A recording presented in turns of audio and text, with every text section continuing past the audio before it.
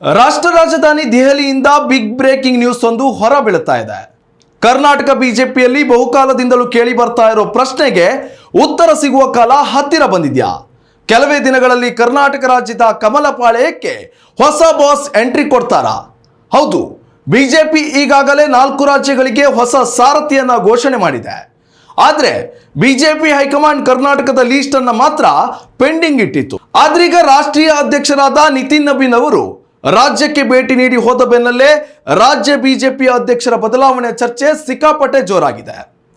ಹಾಗಾದ್ರೆ ಕರ್ನಾಟಕ ಬಿಜೆಪಿಯನ್ನ ಮುನ್ನಡೆಸುವ ಸಾರಥಿ ಯಾರು ಅನ್ನೋ ಕುರಿತು ಕಂಪ್ಲೀಟ್ ಡೀಟೇಲ್ಸ್ ಇಲ್ಲಿದೆ.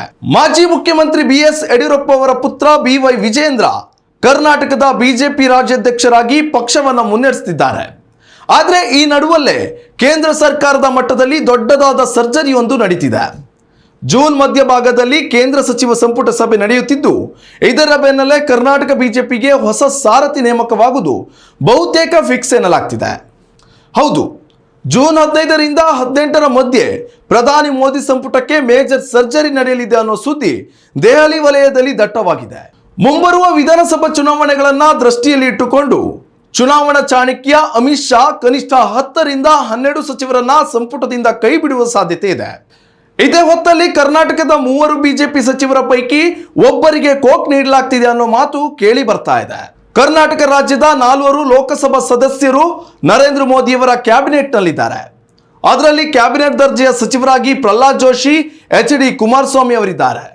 ಇನ್ನು ರಾಜ್ಯ ಸಚಿವರಾಗಿ V ಸೋಮಣ್ಣ ಮತ್ತು ಶೋಭಾ ಕರಂದ್ಲಾಜೆ ಕಾರ್ಯನಿರ್ವಹಿಸ್ತಾ ಇದ್ದಾರೆ. ಈ 4 ಪೈಕಿ 3 ಬಿಜೆಪಿಯ ಸಂಸದರು ಈ 3 ಬಿಜೆಪಿ ಸಂಸದರ ಪೈಕಿ ಓರ್ವರನ್ನ ಸಂಪುಟದಿಂದ ಕೈಬಿಟ್ಟು ಅವರಿಗೆ ಕರ್ನಾಟಕ ಬಿಜೆಪಿಯ ಚುಕ್ಕಾಣಿ ನೀಡಲಾಗ್ತಾ ಅನ್ನೋ ಮಾತುಗಳು ಕೇಳಿ ಬರ್ತಿದೆ. ಹಾಗಾದ್ರೆ ದಿಲ್ಲಿಯಿಂದ ಬೆಂಗಳೂರಿಗೆ ಬರಲಿರೋ ಆ ನಾಯಕ ಯಾರು? ಸದ್ಯ ರೇಸ್ನಲ್ಲಿ ಮುಂಚೂಣಿಯಲ್ಲಿರೋ 2 ಕೇಂದ್ರ ಸಚಿವರಲ್ಲಿ ಯಾರಿಗೆ ಒಲಿಯಲಿದೆ ಅದೃಷ್ಟ? ಹಿರಿಯ ನಾಯಕ ಕೇಂದ್ರ ಕ್ಯಾಬಿನೆಟ್ ಸಚಿವ ಪ್ರಹ್ಲಾದ್ ಜೋಶಿ ರಾಜ್ಯ ರಾಜಕಾರಣಕ್ಕೆ ಮರಳುವುದಕ್ಕೆ ಸೈ ಅಂತಾರ, ಅಥವಾ ಲಿಂಗಾಯತ ಸಮುದಾಯದ ಪ್ರಭಾವಿ ನಾಯಕ ಕೇಂದ್ರ ರಾಜ್ಯ ಸಚಿವ V ಸೋಮಣ್ಣ ಅವರಿಗೆ ಹೈಕಮಾಂಡ್ ಮಣೆ ಹಾಕುತ್ತಾ? ಇವರಿಬ್ಬರನ್ನು ಬದಿಗೆ ಸರಿಸಿ ಶೋಭಾ ಕರಂದ್ಲಾಜೆ ಅವರಿಗೆ ಪಟ್ಟ ಕಟ್ಟುತ್ತಾ ಅನ್ನೋ ಸುದ್ದಿ ಸದ್ಯ ಭಾರಿ ಚರ್ಚೆಯಲ್ಲಿದೆ. ಕರ್ನಾಟಕದಲ್ಲಿ 5 ವರ್ಷಗಳ ಕಾಲ ತಾನೇ ಮುಖ್ಯಮಂತ್ರಿಯಾಗಿ ಇರ್ತೇನೆ ಎಂದು ಬೀಗುತ್ತಿದ್ದ ಸಿದ್ದರಾಮಯ್ಯ ಅವರೇ ಇದೀಗ CM ಸ್ಥಾನಕ್ಕೆ ರಾಜೀನಾಮೆ ಸಲ್ಲಿಸಿದ್ದಾರೆ. ಸಿದ್ದು ರಾಜಕೀಯ ಯುಗಾಂತ್ಯವಾಗಿ DK ಶಿವಕುಮಾರ್ ಕರ್ನಾಟಕದ CM ಹುದ್ದೆಗೇರಿದ್ದಾರೆ. ಕಳೆದ 3 ವರ್ಷಗಳಿಂದಲೂ ರಾಜ್ಯ ಕಾಂಗ್ರೆಸ್ ಸರ್ಕಾರದ ವಿರುದ್ಧ ತಂತ್ರ ಹೆಣೆಯುವಲ್ಲಿ ಬಿಜೆಪಿ ನಾಯಕರು ವಿಫಲರಾಗಿದ್ದಾರೆ ಅನ್ನೋ ಸ್ಪಷ್ಟ ಚಿತ್ರಣ ಕಣ್ಣ ಮುಂದಿದೆ. ಮತ್ತೊಂದೆಡೆಯಲ್ಲಿ ಕರ್ನಾಟಕದಲ್ಲಿ ಚುನಾವಣೆಗೆ ಉಳಿದಿರುವುದು 2.5 ವರ್ಷ. ಕೇರಳದಲ್ಲಿ UDF, ತಮಿಳುನಾಡಿನಲ್ಲಿ TVK ಪ್ರಾಬಲ್ಯ ಮೆರೆದ ಬೆನ್ನಲ್ಲೇ ಕೇಂದ್ರ ಬಿಜೆಪಿ ಸದ್ಯ ಕರ್ನಾಟಕದ ಮೇಲೆ ಕಣ್ಣಿಟ್ಟಿದೆ. ಗ್ರೇಟರ್ ಬೆಂಗಳೂರು ಜಿಲ್ಲಾ ಪಂಚಾಯತ್, ತಾಲೂಕು ಪಂಚಾಯತ್, ಗ್ರಾಮ ಪಂಚಾಯತ್ ಚುನಾವಣೆಗಳು ಸತತವಾಗಿ ನಡೆಯಲಿದೆ. ಸ್ಥಳೀಯ ಸಂಸ್ಥೆಗಳಲ್ಲಿ ಮೇಲುಗೈ ಸಾಧಿಸಿದ್ರೆ ಮಾತ್ರವೇ ಕರ್ನಾಟಕದಲ್ಲಿ ಬಿಜೆಪಿ ಅಧಿಕಾರ ಹಿಡಿಯೋದಕ್ಕೆ ಸಾಧ್ಯ.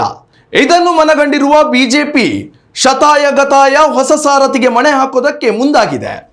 ಕಾಂಗ್ರೆಸ್ ಒಕ್ಕಲಿಗ ನಾಯಕನಿಗೆ ಮಣೆ ಹಾಕಿದ್ರೆ ಇತ್ತ ಬಿಜೆಪಿಯಲ್ಲಿ HD ಕುಮಾರಸ್ವಾಮಿ ಅವರಂತಹ ಪ್ರಭಾವಿ ಒಕ್ಕಲಿಗ ನಾಯಕನಿದ್ದಾರೆ.